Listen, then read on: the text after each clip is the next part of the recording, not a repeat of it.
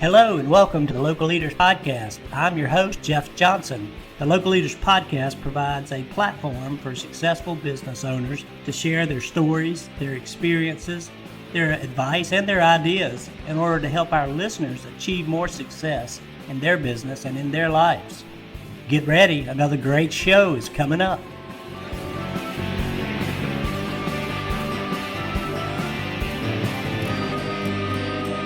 Hey, good afternoon. It's Jeff Johnson, your host of the Local Leaders Podcast, and super stoked today to be on with Chef Moe. Big Moe, what's up, my brother? How's it going, Jeff? Thank you so much for having me today. I really appreciate the invite, and I love what you're doing. I did take a look at your podcast before I went on it. I want to make sure, I'm not. I want to make sure I'm dealing with a pro, and it looks like I am. Oh, and man. It's an honor for me to be on this podcast. Thank you so much for having me, man. Thanks a lot. Man, we are grateful to have you and appreciate your willingness to kind of share your story and your, everything that you've learned over the years. And, prior to us starting the podcast, you were sharing a little bit about your backstory. And just for our listeners, I'll just say that this man was born and raised in Beirut, Lebanon, and moved to the U.S. in 2005. And his whole family had the opportunity to come over. So I guess everybody's in Michigan now, right, Mo? Yeah. The whole family's in Michigan. I still have a brother and a sister that I go and visit every now and then. They're in Beirut, Lebanon still. Yeah. We've been trying to bring him here, so it's kind of difficult, but we're working on it with the immigration attorney. Hopefully it's going to go through and work out. Yeah, it's not an easy process, but it's people like you that just amaze me that are able to come. I cannot imagine myself going to Lebanon and starting a business, much less, knowing the language and the culture and the customs and trying to create and start up a business and not only get it started, but be successful and be able to grow. So congratulations on achieving a great deal already. And you're still a young guy, so you got a long ways. I'm young. I'm forever young. I know, lots of energy too. Age is just a number, Jeff. That's the thing. Age. Look at you. You motivate me a lot, and this is the energy. It's crazy how you see teenagers nowadays with no energy. Yeah. What are you doing? You gotta just get off your ass and do something. Go get busy. I used to shovel snow. I used to cut grass I used to go to flea markets every weekend. That's along with me working 40 hours a week. So this is just a message for everyone out there. It doesn't matter on the age. You just gotta, it's different now. It's 2021. And if you're not your own boss, you're doing something wrong. You gotta become your own boss. Even if you have a side hustle, even if you have a side job that you're doing. Even with the side job, let's say you have a 9-to-5 job. You got 164 hours a week. Okay, if you're working only 40 hours out of 164, there's a lot of hours left. What the hell are you doing with these hours? Yeah, exactly. 10 hours a day. If that's the case, God help you. Yeah, you're exactly right. And I guess you grew up kind of like I did, where your parents kind of molded me, and they expected me to work and earn my way. If I wanted to have a car and go out on dates and do my thing, I had to rock and roll. I was working in tobacco fields when I was like 11, 12 years old. So it's different these days, my friend. Speaking of that, Jeff, I actually started working with my father. He was a glassman in Lebanon. So I started working with him at the age of 9. I was 9 years old. I was making about $5 a day. And let me tell you what, $5 a day in the old country, that's a lot of freaking money. That's nice. A lot of money. So I was that one guy that will take out all my friends to go, let's say, to go grab ice cream. I'll be paying for everybody. I had that mentality even when I was younger. And when I was around 12, when my dad sits with his friends, I don't go and play with other kids. I just sit on the chair, keep my mouth shut, and listen. You just gotta listen. You have to be a good listener, because especially being in the circle with people that's older than you, you're talking 15, 20 years older than you, you're gonna know a lot. You're gonna learn a lot. There's a lot to learn, and these people, they're just talking about life, and it could be politics, it could be business, it could be anything. Whatever it is, you're gonna learn something from it. So that's, I mean, my dad used to beg me to go play with the kids. I'm like, no, I'm good. I'm having a good time here. Leave me alone. Yeah, yeah, no doubt, man. What great motivation and inspiration, and great message for all the people out there to kind of get up off your back end and get to it. So, hey, Exactly. speaking of which, I done got sidetracked on you, but I want to talk about Big Moe's Kitchen.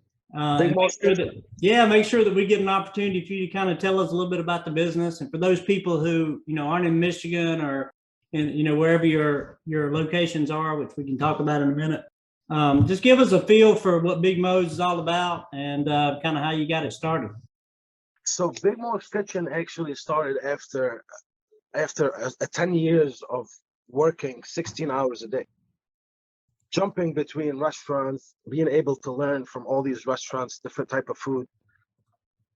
And then I got married young too. I got married at 21. So after I got married, I decided, I'm like, okay, now I do have a job, but I gotta do something else. I gotta make sure I want to be financially stable. Like I want to be financially free. I don't want to work check to check. I want to be my own boss. And I've had that thing since I was young. Nobody can tell me what to do. It used to piss me off. Like if my boss will tell me, yo, do this, I mean, I'll do it. Don't get me wrong. With all the respect, I'm going to do it. But deep inside me, I'm like, who the hell are you to tell me what to do? I know what I'm doing. And it's not, this is something that I grew up with, and I'm blessed. I feel like this is a gift that nobody else, I mean, not a lot of people will have. And at the same time, Jeff, we always have to put God into whatever we're doing. Because you being a good person and doing what you're supposed to do on a daily basis, if God's not involved, you're not going anywhere. It doesn't matter how hard of a worker you are. If God's not involved, if you're not being a good person to the people around you and treat them the same way you want to be treated, it doesn't matter how hard you work. I mean, I've had bosses where, I'm not going to call them bosses because being a boss is big. Being a boss is not, being a boss is making sure everybody's around you happy, making sure you're treating your employees the same way you want to be treated. Like before I actually talk to one of my employees, I tell them, I think about it first. Is that something that I would like to hear if I was an employee? Now, if I'd like to hear what I'm gonna say, I'll just say it. And you gotta make one of the things too. I work for my employees.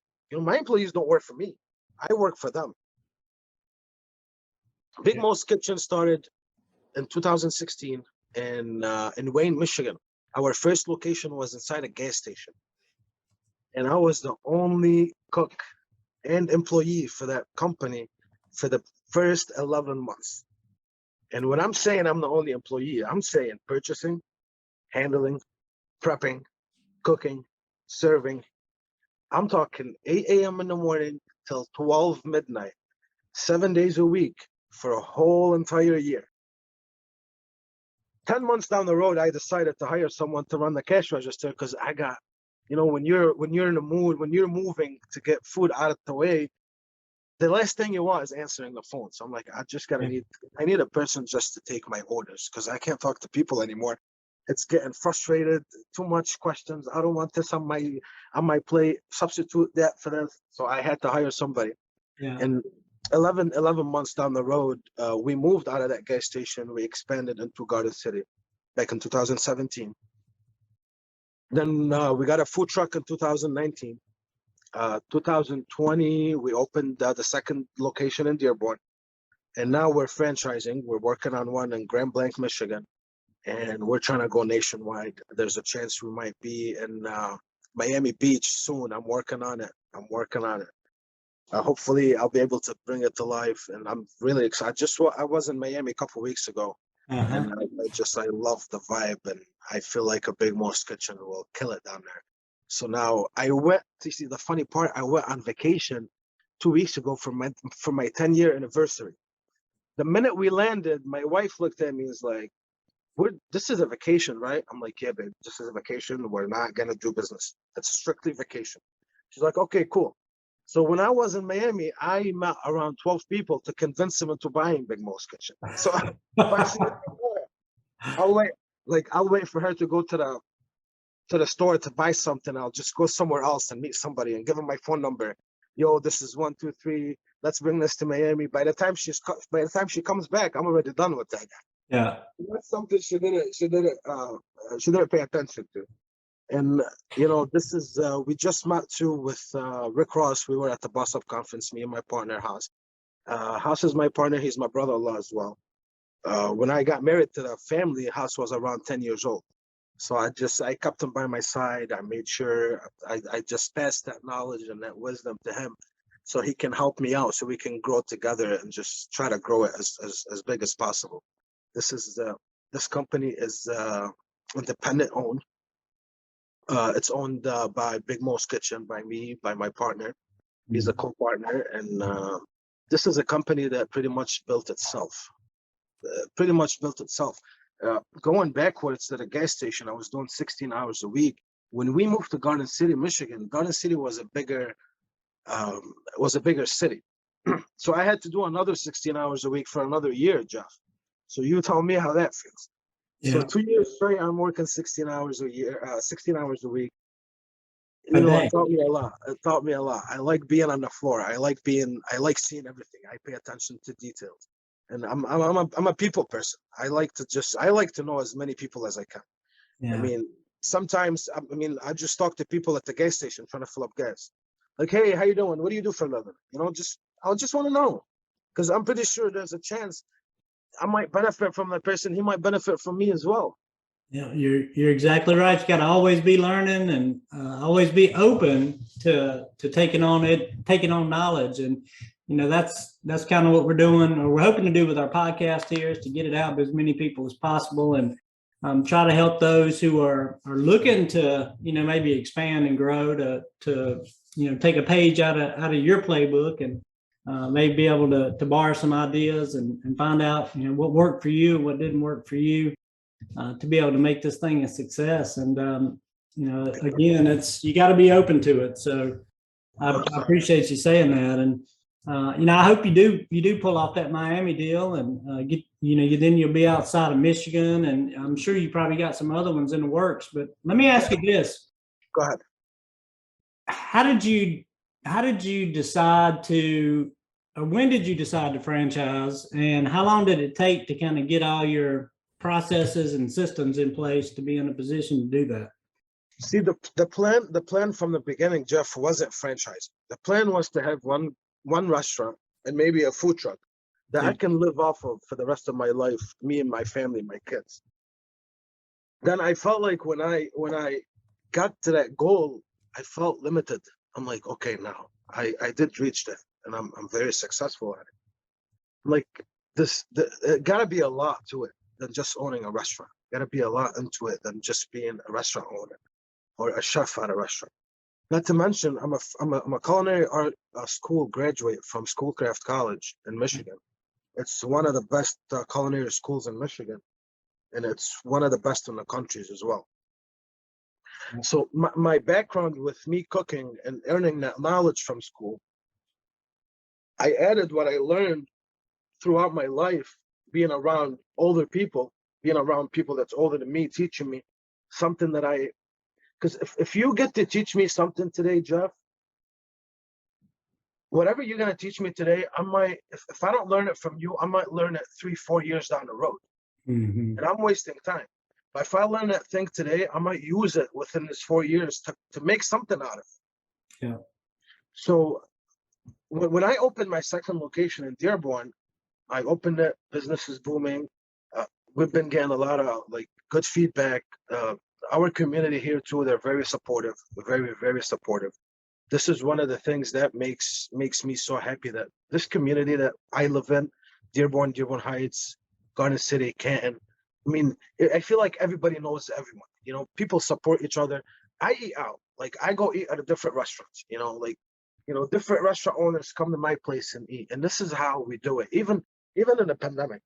Yeah. Even in the pandemic back in 2019, we only closed down for 2 weeks. And the reason why we closed down, because all my employees had that fear of that, that coronavirus. So I Yeah. had to shut it down for 2 weeks. Then the good, the great thing about this, when we open back 2 weeks after, it's like we never closed. People just coming back, supporting, and this is one of the things that kept me motivated throughout this 5 years journey in this area. Like, okay, like this is motivation, people helping each other. It's all about community too. And then, long story short, when I came to Dearborn, and I told myself, I'm like, I can make a franchise out of this.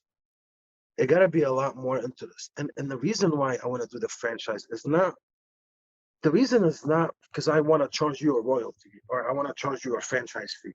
No, I want you to get off of your lazy ass and come and become your own boss and make your own money. And you're gonna have help from me. I'm gonna be there all the time for you. I want to make sure you're making money, because when you're successful as a partner, as a franchisee owner, I want you to be successful more than you want yourself to be successful. You know what I mean? Because your Yeah. success has connection with my success. Because if my success is connected to your success, I'ma fucking make sure you're successful. Like I want to make sure you're gonna be successful, because the more successful you get, the more successful I get, and we just grow together. Yeah. Like this is about changing life, because I know how hard it is. Trust me, I know how hard it is. I've seen it all. I've lived it all. I've seen it all. And if I can give that chance to someone to be able to become his own boss, I know it's gonna cost him money. But that money that he's paying, I'm cutting down his risk by 40%, because the mistakes have been done already. This is something that we've been building for 5 years. And Right. I mean, we all know every business in the beginning, it's going to hit bumps. You're going to lose money here. You're going to have emergency money. I mean, because you're learning from your mistakes. So whatever franchise fee that the partner is going to pay, this is something that it's going to avoid him from having the mistakes that I had in the beginning. Yeah. So Yeah. you're gonna walk into the company, start making money on day one, pretty much. Yeah, well, and that's what it's all about, is that you've already gone through that learning curve and paid for the mistakes, and you're helping to minimize or eliminate as many mistakes as possible that you made along the way. Your franchisees don't have to bear that burden, and they just get to rock and roll from the gate. Yes, that's the plan. Yeah. I mean, plus they're gonna have the A to Z manual, just like buying a franchise from Dunkin' Donuts. Yeah. I was reading about Dunkin' Donuts the other day, and the really why I like Dunkin' Donuts, because one, they're my neighbors, and two, it's a company that started in 1955, and their first franchise was 5 years after. Uh-huh.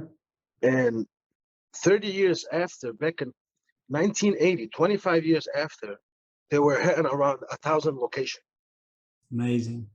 So, I mean, I looked at it this way. I was talking to one of my employees. He's my manager. I'm like, listen, they opened in 1955, and their first franchise happened in 1960, 5 years after. We opened in 2016. The first franchise got sold in 2021, 5 years after. Like, do you think 25 years down the road, I'll have 1,000 location? He looked at me like that and smiled. He's like, I think you can do it. Like, we'll see. Like, I like to challenge myself. The reason why I brought up the reason why I was talking to my employee about that, I want to motivate him, and at the same time, I want to motivate myself. I want to put a challenge between me and myself. Now, the challenge is to reach 1,000 location in 25 years. And I told him, I'm like, listen, if I reach 1,000 location in 25 years, and you're gonna be around, I guarantee you, you're not gonna be an employee. You might be a franchise owner. You might be a co-partner. And this is why I like, because the people that's around, people that's helping me, and regardless if they're getting paid top dollars or not, they're here. They're doing it. And the thing that I like about my employees, everybody's doing it for the name. No one's doing it for the money. Everybody's doing it. And I have this mentality. I don't hire employees. I hire bosses for them. If you don't have the boss mentality, because you can be an employee and have a boss mentality at the same time. Because once I was an employee with a boss mentality. Mm-hmm. You know what I mean? So hiring people that's on the same level, it brings that twist to your company, and it'll just help it and boost it down the road all the way. because you don't want to have those lazy people. I'm just coming in to put in a couple hours, go home, get my paycheck. I want people with ambition. I want people with a vision. I want people that want to better themselves down the road. Yeah, I love that, and you're, it's that I'm sure they pick up that vibe off of you because it's contagious. As you're talking to them and meeting people and whatnot, and I'm sure you're attracting those kinds of people. But let me ask you, even to like today, with staffing being a big old challenge for just about every restaurant in the country, how are you doing on that end? Are you having trouble, filling up your roster? So, Jeff, I'm on the floor all day. So if needed, I'll be on the line cooking. Yeah. Actually, I was just cooking on the line an hour ago. A couple days ago on Friday, I was sweeping the floor. So I'm here helping my employees. I'm not bossing people around. And another thing, that the good advantage of buying a franchise of Big Mo's Kitchen, I came up with a system where I can only have around 4 to 6 people on a shift. Big Mo's Kitchen is a counter service, so it's a self-service place with a diverse menu, quality food at an affordable price. So the food that you will have at my restaurant, it's something that you might have at a fine-end restaurant paying 3x for it. Mm-hmm. But my restaurant, you're gonna pay a cheaper price, and the reason why you're paying cheaper price, because I don't have somebody serving you. I don't have silverware.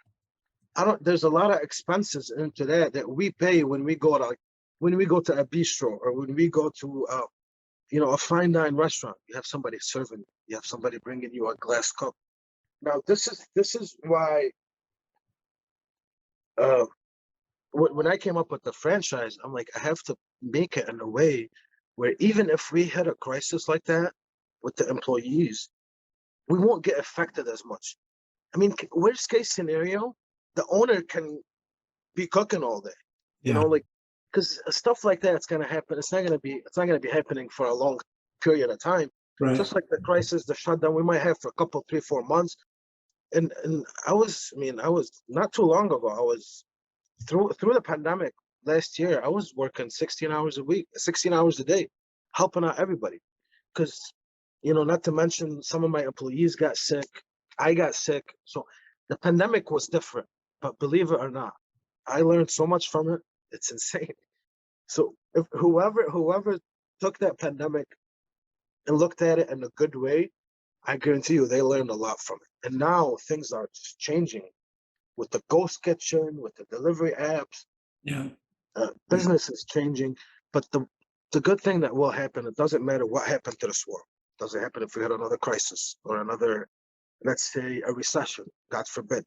Whatever happens to this world, the food industry will not get affected as much, because we need to eat. Everybody gotta eat, and imagine the food is good too.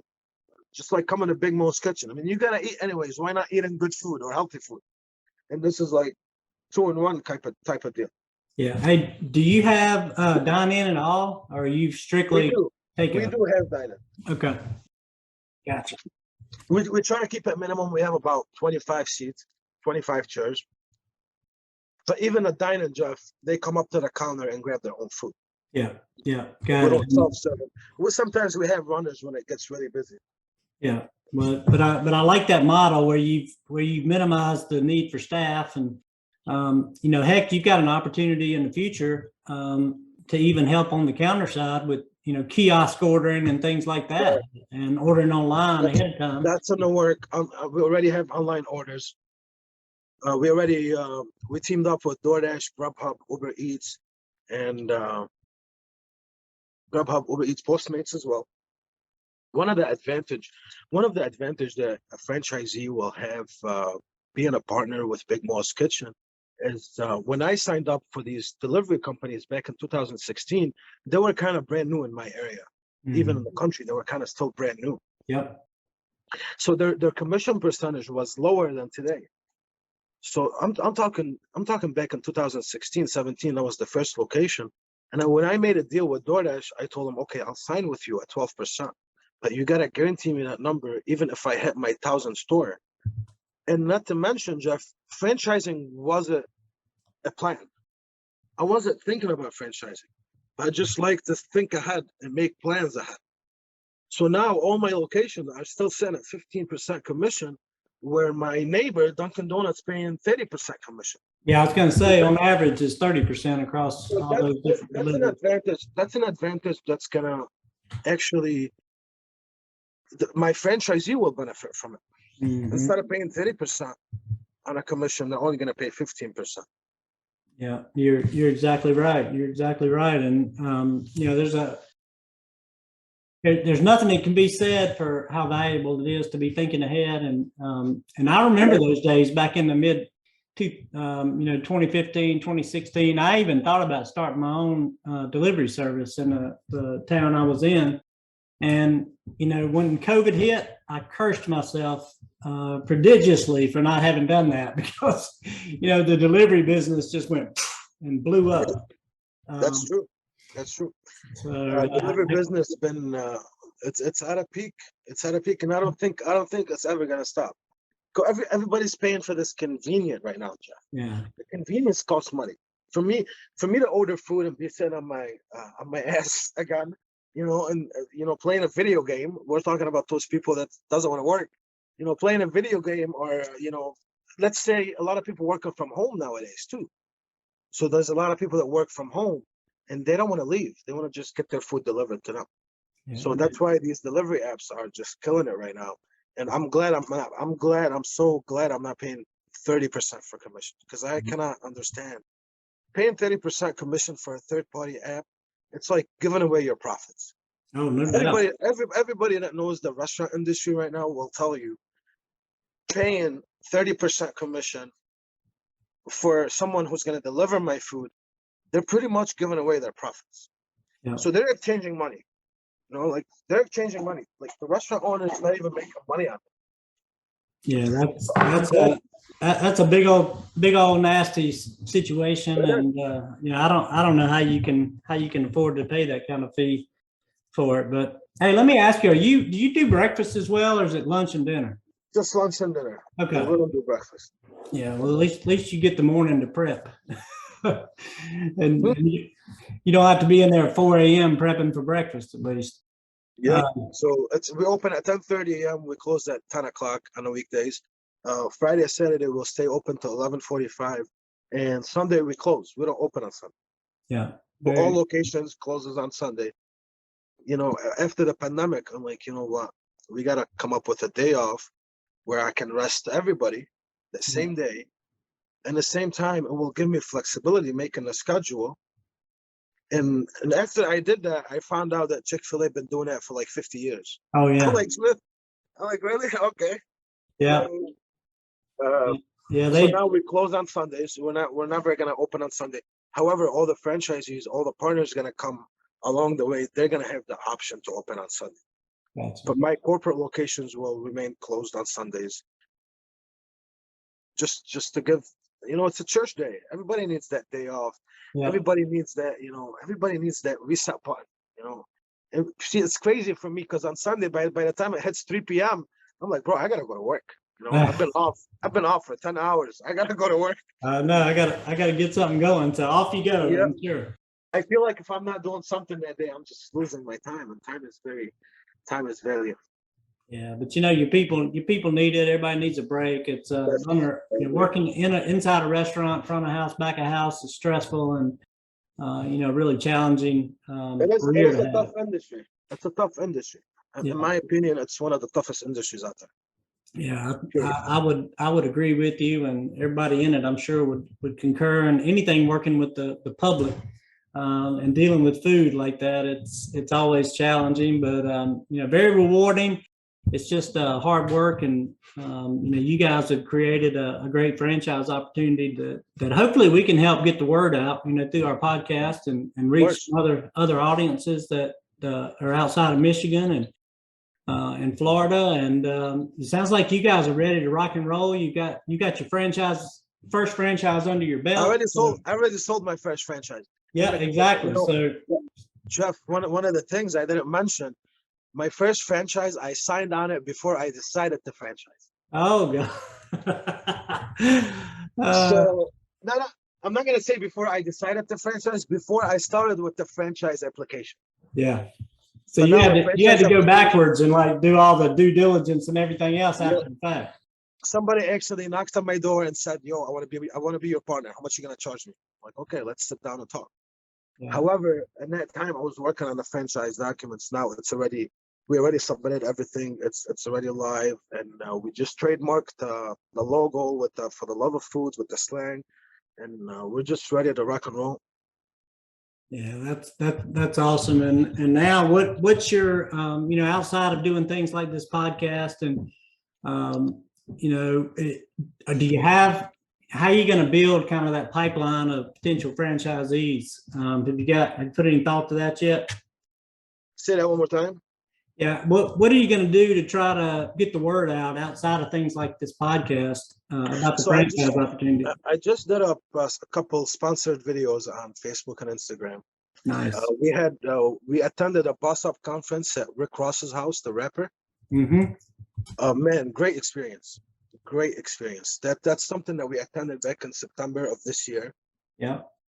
And that event alone was a game changer. It was a game changer.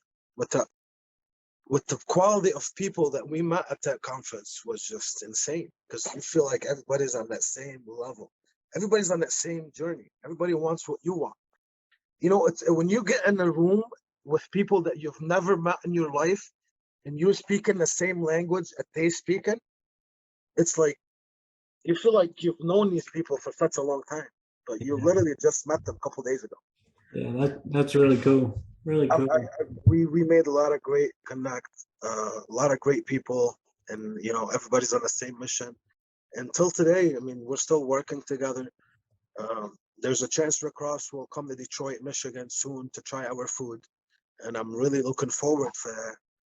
And us being a part of that boss up conference was on a different level. It's something that I've never done before. It was a new experience, and it opened up my eyes to a lot of things that I was missing. And then it made me believe, as much as I know today, there's a lot of things I need to learn. I mean, there's a lot of things that I'm missing. As much as I think I know, I still don't know anything. I'm probably 5% in. There's a lot of stuff that I'm missing. I was driving home one day. I'm like, there's a lot. I gotta learn more. I'm not learning enough. We always gotta learn. Yeah, you always got to be open and looking for opportunities to kind of develop your skill and your knowledge and that's what makes you a boss. That's what makes you an entrepreneur. That's what makes you, because if it's all about learning in anything. I mean, there's a lot into life than you think it is. And when people hit a plateau, like, okay, I know so much. No, nobody knows so much. There's a lot that we need to learn. When I travel, I'll be looking out of my window, and I look down, and it's a beautiful scene of how everything is just organized, and cars are moving. And I told myself, I'm like, I'm trying to imagine myself running 2 restaurants with 30 employees. But imagine who's running this universe. Imagine what the capacity, the population, just everything, how everything is just working together. You feel like you're doing nothing compared to what's going on around. Because when you see it from up top and you see everything just organized the way it should be, and people just going to work and coming to work, life is a big operation. The universe is a big operation, and imagine what the big guy is going through to make sure we're all living a life that we deserve to live. Yeah, It's on another level. I'm really blessed, and I'm really grateful for everything that I've accomplished in my life. And it's been hell of a journey. And if it wasn't for the help of everybody around me, my employees, my parents, my wife, like even my kids, I mean, I have a 9-year-old, 5-year-old, a 3-year-old, and if they don't eat Big Mo's Kitchen 2-3 days a week, 2-3 times a week, I have a problem at home. I went out with my wife on Saturday, and as I'm out, I had to order a DoorDash, Big Mo's Kitchen, from my phone. You know, and then with the support that I'm getting, and I'm just like you said, Jeff. I'm a people person. I just like to help everybody, and I feel like we all need that opportunity. I feel like if I was given an opportunity at the age of 18, I had to work my way through that opportunity. I created my own opportunity. Yeah. And that's why I'm so big right now to give these young entrepreneurs, young people, my employees. I mean, I have someone who's 18 working for me, and I have someone who's 60 working for me, and I get the same vibe out of both of them, the same respect. Because my only concern is, what can I do to better your life? When someone, and the good thing that I like about my employees, when they come into me, they'll just talk, they'll say whatever they want. And I'm big on that. Like, when I look at them, I'm like, whatever you have in mind, I want to hear it. If it's good or bad, just let me know what it is, because I'm pretty sure I can help you somehow. And this is how you make a difference. This is how, we're just, I'm trying to leave a legacy, man. You know what I mean? I'm trying to leave a legacy. And it's legacy needs a lot of time. It's like you building you building the tallest building in the world that you want to build. But remember, when you build that building, try not to destroy the buildings around you. Because if you destroy them and you're the only one in there, the final image is not going to look as good. But if you help your neighbor or whoever it is to build his building too, imagine taking a photo of 5-6 tall buildings next to each other. Yeah. I think that looks better than one building standing alone. Very well put. I've never heard it put together like that, but that's a great analogy. And thank you. You are well on your way, my friend. And for all our listeners out there, 25-year goal, 1,000 locations. You got to have big dreams, baby. Jeff, this is history. This is history. In 25 years, if God's willing, if me and you are still around, we're gonna remember each other. We're gonna remind each other about this. Yeah, I'm gonna be like, dang, I should have gotten me about 10 of those franchises right out of the gate. You should jump on one right now, actually. I love it. It's for everybody listening again, it's Big Moe's Kitchen. They're out of Michigan and soon to be all over the country. Big goals, big dreams, big proponent of helping others and making everybody helping other people to have better lives. And, I just appreciate you being on and kind of sharing your story with us today. And, any final words of wisdom you want to throw out there before we go today? Just want to say thank you for everybody that made it till the end of this podcast, because you did get a lot of good information. And to contact me, you can go to bigmoskitchen.com. You can fill up a franchise form, bigmoskitchen@gmail.com as well. And check us out on Instagram and Facebook, because we will be near you very soon. So you gotta get on it. Thank you so much, Jeff, for having me. I really appreciate it again. You're awesome, man. And just keep moving with the same energy. And whatever it is, anything, I'm just a text message away. Just shoot me a text, and I'll be right there for you, man. Thank you so much for having me on your podcast. It means the world to me, man. Thank you. Thank you. You're very welcome. And stay with me for just a minute, Mo, and let me sign off for our listeners. Again, Jeff Johnson with the Local Leaders Podcast. We thank all our listeners for joining us. And remember, Big Mo's Kitchen, and be a part of it now. And thanks for joining us. We'll see you on our next episode.